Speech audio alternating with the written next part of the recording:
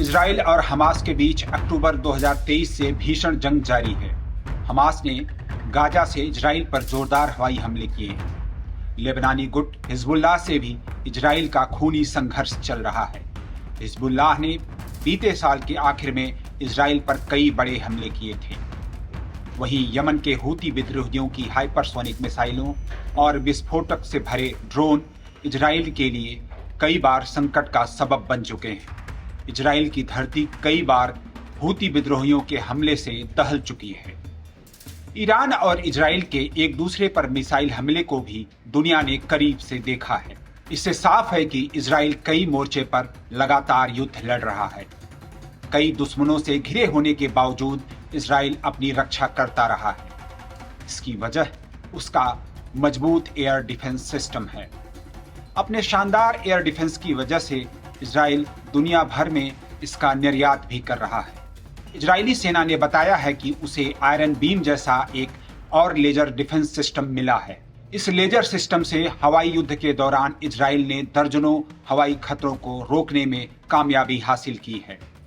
Israeli सेना ने कहा कि लेजर रक्षा तकनीक के क्षेत्र में इजराइल के लिए ये एक महत्वपूर्ण उपलब्धि है। बुधवार को इजरायली सेना ने इस दिशा में बड़ी सफलता हासिल की। खासतौर पर हूती और हमास जैसे विद्रोही गुटों से निपटने में इजराइल को काफी सफलता मिल सकती है। यरूशलेम पोस्ट की रिपोर्ट बताती है कि लेजर सिस्टम की कुछ क्षमताएं इसे बाकी एयर डिफेंस सिस्टम से अलग करती हैं। ये सिस्टम खराब मौसम में भी विश्वसनीयता के साथ काम करते हुए अलग अलग तरह के हवाई खतरों का सामना कर सकता है। खराब मौसम में हवाई खतरे का सामना करने की खासियत इसे भविष्य में हवाई रक्षा के लिए महत्वपूर्ण हथियार के तौर पर पेश करती है। इजरायली रक्षा मंत्रालय का कहना है कि राफेल एडवांस डिफेंस सिस्टम ने आयरन बीम और लेजर रक्षा प्रणाली दुनिया का ये उन्नत लेजर सिस्टम बनाया है। इजराइल का ये सिस्टम अमेरिका और दूसरे विकसित देशों के उन्नत लेजर सिस्टम को भी टक्कर देता है। आयरन बीम को जो चीज़ खास बनाती है उसे हर मौसम में काम करने के अलावा उसकी रेंज भी शामिल है। उसकी रेंज को बदला भी जा सकता है। इजरायली मीडिया की रिपोर्ट के मुताबिक आयरन बीम की सिस्टर लेजर प्रणाली के नाम का खुलासा आईडीएफ ने नहीं किया है। बीते साल अक्टूबर में ही राफेल ने एयूसा रक्षा प्रदर्शनी में इसका प्रदर्शन किया था। इजराइल ने लाइट बीम के क्षेत्र में अहम सफलता हासिल की है। ये आयरन बीम इजराइल के एयर डिफेंस की क्षमता को कई गुना बेहतर करने में मददगार साबित हो सकता है। खास तौर से कम दूरी की हवाई रक्षा के लिए एक अचूक हथियार है। रक्षा सूत्रों ने यरूशलेम पोस्ट को बताया कि लाइट लेजर बीम की ऑपरेशनल क्षमता साबित हो चुकी है। हालांकि इजरायली सेना यह खुलासा नहीं कर रही है कि उसने गाजा या लेबनान में कहां पर इसको टेस्ट किया है।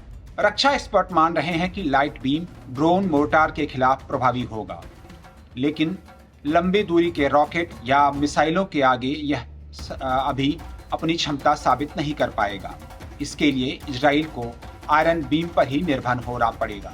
इसके बावजूद लेजर हथियार को हवाई रक्षा का एक प्रमुख हिस्सा माना जा रहा है। यह छोटे हवाई खतरों को कम लागत में रोकने में सक्षम साबित होगा। इससे कम खतरनाक हमलों से बचने में ज्यादा खर्च नहीं आएगा। अभी तक इजराइल आयरन डोम इंटरसेप्टर पर 50,000 से $1,00,000 तक खर्च करता है। लाइट बीम में हार्ड किल न्यूट्रलाइजेशन क्षमता है, जिन्हें किसी वाहन प्लेटफॉर्म या पर इंटीग्रेट किया जा सकता है। इजरायली रक्षा मंत्रालय के वरिष्ठ retired brigadier general Dan Goldie ने बताया कि इजराइल के एयर डिफेंस लेजर भविष्य में पूरी तरह तैनात हो जाएंगे। उन्होंने कहा कि इससे ईरान की ओर से दागे जाने वाले ड्रोन को आसानी से मार गिराया जा सकेगा। इजरायली अधिकारियों का कहना है कि साल 2025 के अंत तक आयरन बीम को और अधिक व्यापक रूप से तैनात किया जाएगा। उन्होंने कहा कि कई तरह के हवाई खतरे हैं। आयरन डोम सिस्टम को बड़े पैमाने पर एक साथ रॉकेट या ड्रोन के झुंड के हमलों को रोकने के लिए बनाया जा सकता है। ऐसी स्थिति में लेजर कम खर्च में आयरन डोम के साथ अतिरिक्त विकल्प के रूप में काम करेगा। मेरा नाम है शैलेश और आप देख रहे हैं एनबीटी ऑनलाइन।